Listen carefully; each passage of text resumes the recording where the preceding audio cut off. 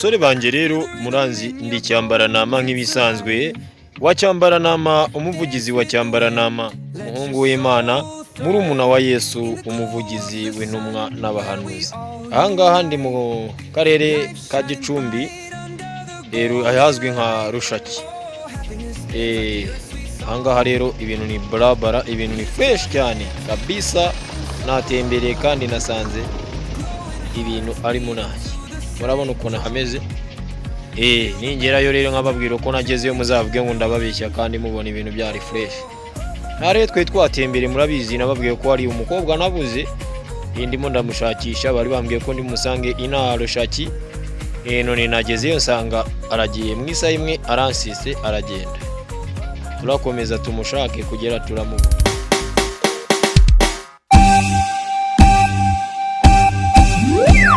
Rero twakomezaga urugendo tujya mu karere ka Gicumbi mu murenge wa Rushaki. Tukigera mu Rukomo twasanze haravuguruwe harabaye heza cyane, namwe murabibona. Dukomeza urugendo tujya Rushaki, dufata umuhanda werekeza Gatuna. Turagenda tugiye kureba umuha mukobwa nababwiye umuhimakazi wanyamburiye Mbarara. Murabona rero uko imisozi ari myiza. Warakomeje urugendo ruba rwiza cyane tugera mu Maya. Murabona agasozi ko ku murindi w'intwari. Ubwo rero twakomezaga, yewe murabizi ndi mukera rugendo cyangwa se ndi umuhungu wa Ruganzu. Ubwo twakomezaga mu Maya rero twageze hafi y'urugo rw'umuherwe Kabuga Felicien. Ntabwo nari mazi ngewe nari ndi gushaka umuhima kazi nabuze. Aha rero mureba imbere yanjye gatoya murahabona, aho ngaho ni mu mujyi wa Rushaki hafi n'urugo rwa Kabuga Felicien iwabo kwivuko. Ahangaha ni mu mujyi aho baremeraga isoko, akaba ari nawo mujyi mukuru bafite hano muri Rushaki, aho bari batubwiye turi busange uriya mukobwa w'umuhima aho yari kuba yaje mu bukwe avuye mu karere ka Nyagatare. Kubera afite bene wabo Nyagatare, yavuye Masaka aza mu Rwanda nawe kurya ubuzima. Uyu munsi rero bari batubwiye ko nawe yari yaje hano mu bukwe nk'abandi bose.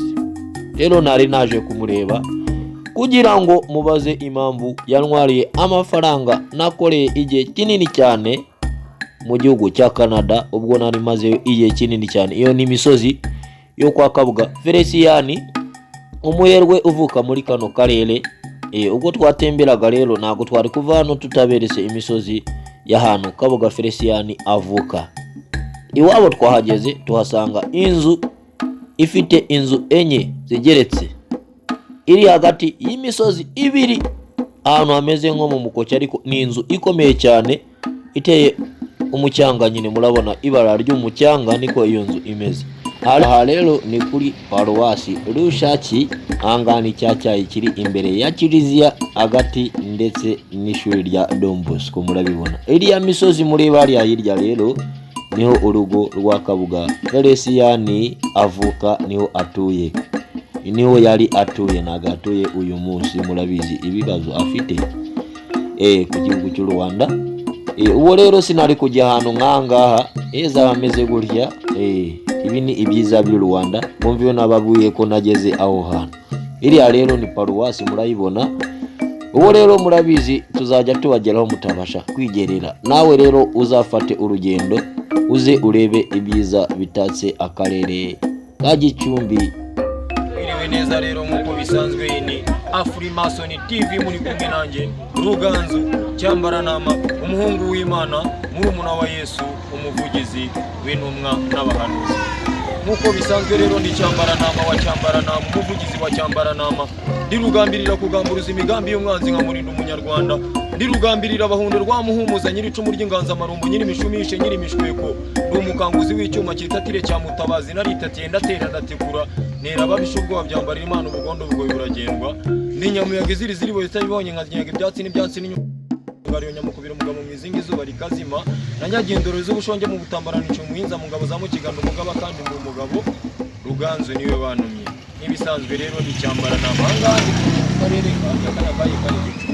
Ahangaha mureba rero ndi mu karere ka Gicumbi murenge wa Rushaki hana ngaha murabizi byabaye mu myaka yahise. Abantu mukurikirana Freemason TV murabizi aha ngaha mwese muzi gusoma. Ntabwo ndi kuvuga icyongereza murabizi maze iminsi mbabwiye ko mvuye muri Canada. Nogeje imbwa nyinshi z'abazungu n'abakecuru bashaje. Nyine uriya mukobwa w'umuhima nababwiye twanyamburiye Mbarara. Uriya mukobwa nyine nari naje kumushakira inama bari bambwiye ko turi buhahurire ariko ndageze nsango amaze iminota isaha imwe aragiye ariko nta kibazo turaza kumubona nta kibazo. Uriya mukobwa ari murabizi nyine nagahinda murabizi namburiwe Mbarara. Aha rero niho twari busange wa mukobwa w'umuhima wageze dukererewe dusanga umuhima yamaze kuhafata yasubiye iwabo.